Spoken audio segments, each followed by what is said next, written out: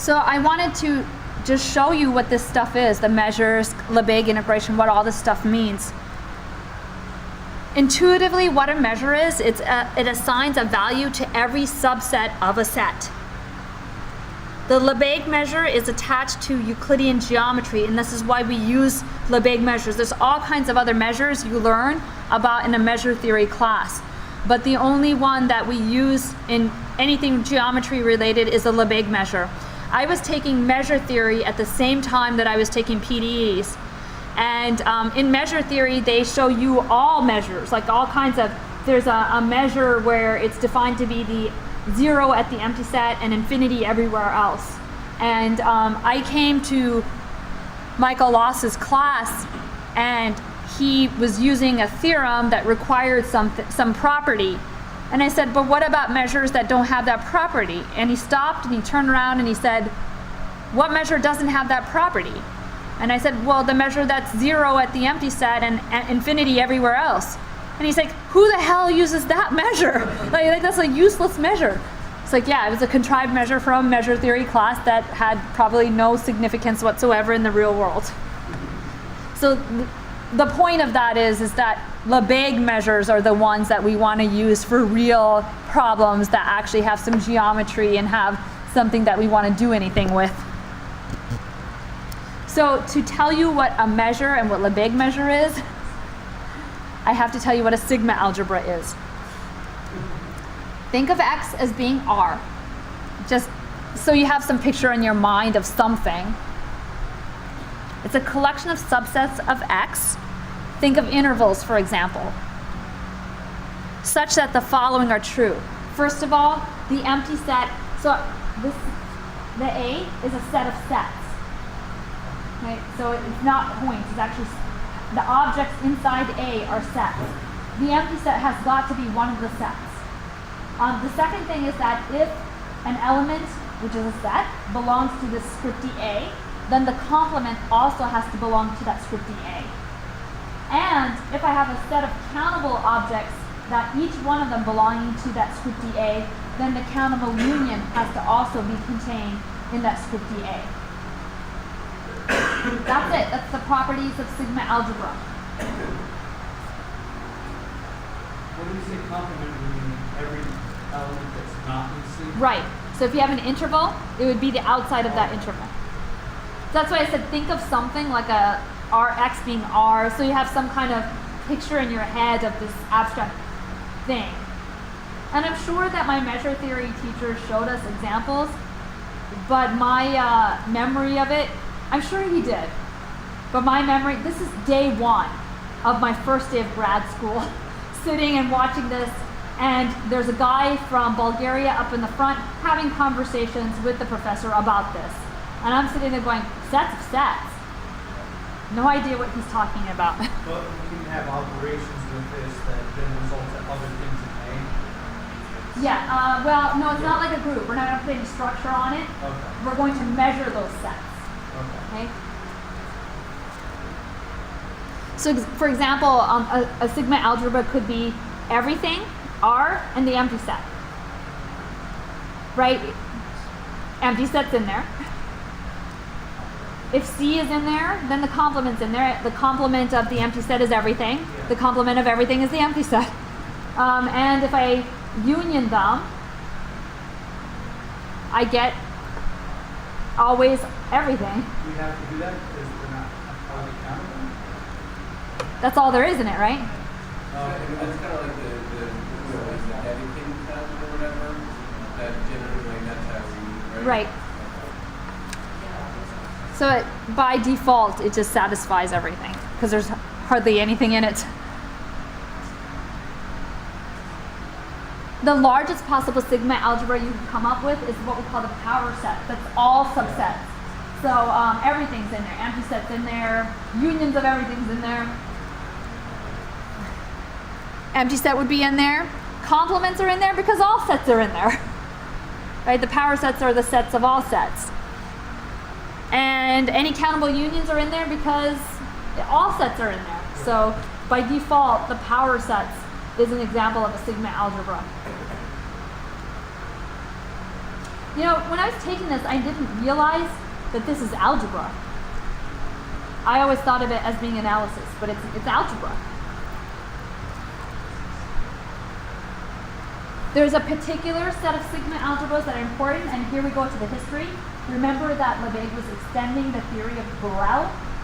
Borel sigma algebras. Now, this is the first time I've read the history, and this is the first time I'm seeing all of it come together in this way because I haven't taught this. I actually took them in segments. Borel sigma algebras are, you have a space and you have a sigma, you have a topology. X is R, for example, and you look at the open sets of that topology, and you use the usual metric, absolute value of X minus Y. And T is the open sets of X. If I have a metric, I can define the open sets.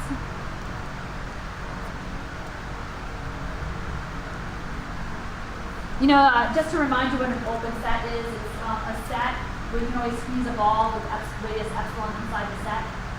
Right? So then it's open.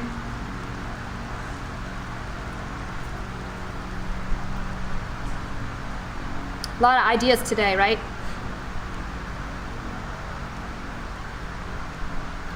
So there's my picture of an open set on R. I guess I just need a number line. I didn't need to put it in play, but if I just have an open set, an open intervals, and open set, I can always squeeze the little epsilon ball inside there, no matter what point I pick inside that original open interval. If you don't have a metric, you work with neighborhoods. And I don't know how much topology you guys had in real analysis. Huh? Yeah, real analysis. But you use metrics. So the way I teach topology, we don't use metrics. We use only the definition of open set. So I don't want to go there, but you don't have to have a metric to do any of this. Turns out if X is R, and with the usual metric, the Borel sigma algebra can be generated by the open intervals on R. So this concept of generating something is just like we talked about earlier, the extension fields. You generate, but just keep adding ingredients until you get the field, right? In this way, you start with the open intervals, for example, in R, and you just keep adding until you get a sigma algebra. So if you have open intervals, you're going to have closed intervals because the complement of open intervals will be a closed interval, right? And you'll have half open intervals will be in there. So you have a whole bunch of stuff in there. By generated, we mean start with open intervals and start adding ingredients until you get a sigma algebra. So this concept is there for extension fields. We also did it for groups generated by an element. Remember the cyclic groups that you generate with one element? You just keep adding enough things. So that's, you've seen it before. Span is an example of you're taking a couple elements and saying, I'm going to add in enough combinations of things until I get a subspace. So this idea is all over math of adding in the minimal amount of ingredients until I get the thing I want to get. If you require any open interval to be in there, then any open set has to be in there, no matter how bizarre that open set might look like, because you can approximate any open set with open intervals. All open sets can be expressed as a countable union of open intervals. That's a theorem from topology. I have to keep all the countable unions in there because that's a requirement of sigma algebras, right? That I have to contain all my open, my countable unions. So once I've required that the open intervals have got to be in there, all these other things come with it. Which one was that all open sets can be expressed as a union? Was that? It's a topology theorem. You should have got it in advanced calculus or real analysis. I just can't remember the name. I don't know that it has a name. If they named it, I don't know. The name of that they created.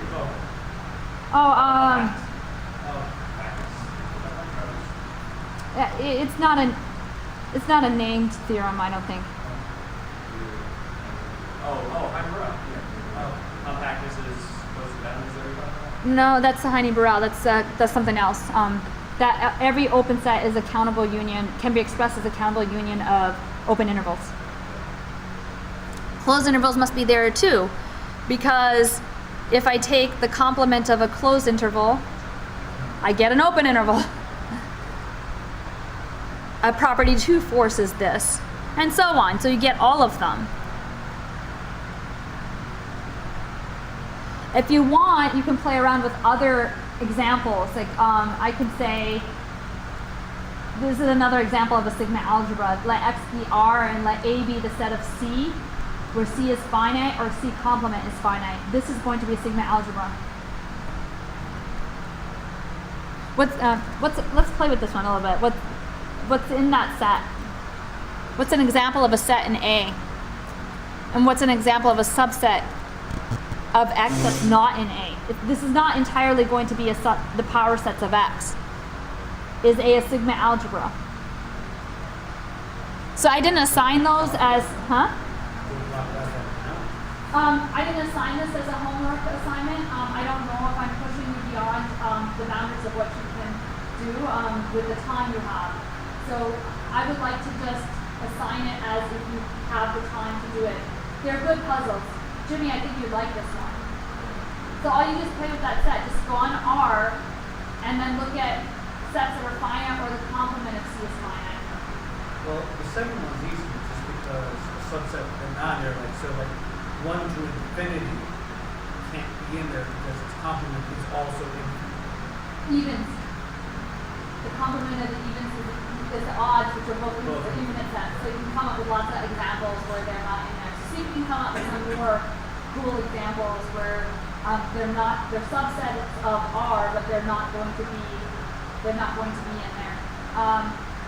But the question is this a sigma algebra? So you could go and test it out and see if it is. I think it's doable, but again, I don't know how much I'm pushing.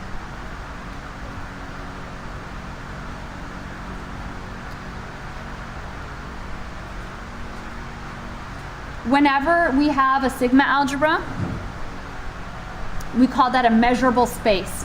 So that's a definition of measurable space. Just a sigma algebra. That's it.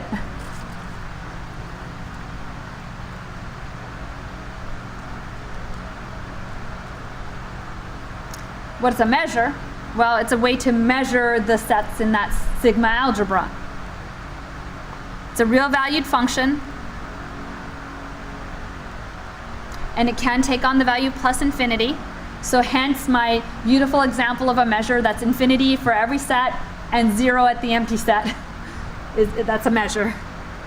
Here's a definition. The measure of the empty set has to be 0. Check. My weird example, check. It has that property. The measure has to always be non-negative. If I have a set of disjoint sets, then the measure of the union of those sets is equal to the sum of the measure of those sets.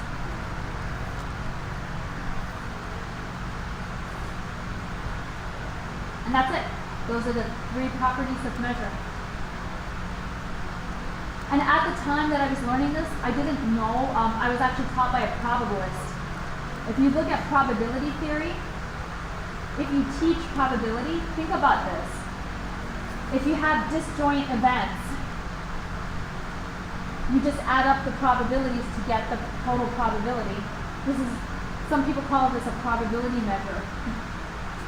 So you can think of these measures as being probabilities. And that's the connection, which I think who was the person we looked at that was doing a lot with probability and PDEs? Was it Laplace or Lagrange? It was Lagrange, right? No, Laplace. Laplace was doing a lot of work in probability theory. Now you can see there's probably some kind of link between the two because measures have something to do with probabilities.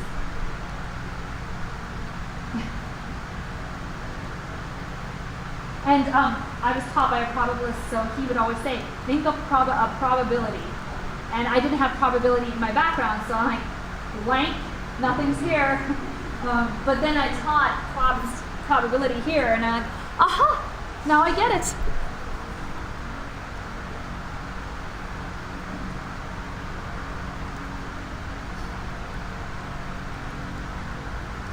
I think this is a doable problem. If you want to put this one in exam 3, it's just a computation, and it gets you familiar with mu.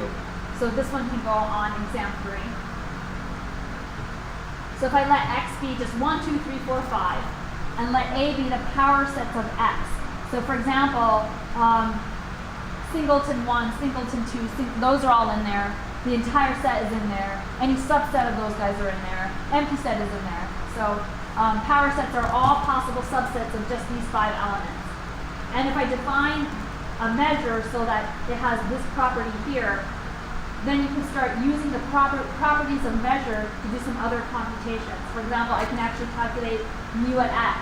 Does that mean 1 is the second thing you want?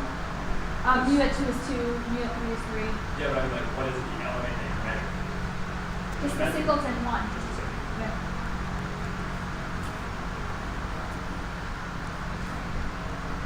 And you can do a couple more here, like mu of 1, 2. What is that measure going to be? See if you can figure it out.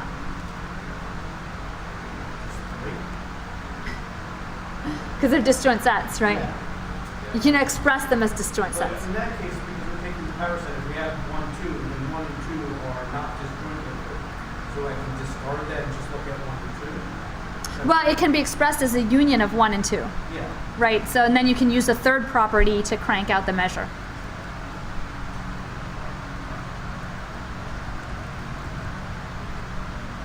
So I think I loaded you today. I'm going to stop there. So what I'll do next time is I'm going to build the Lebesgue measure, the Lebesgue integral, and then I will go back to the domain problem and show you how we can get that domain now that we have a Lebesgue measure in hand.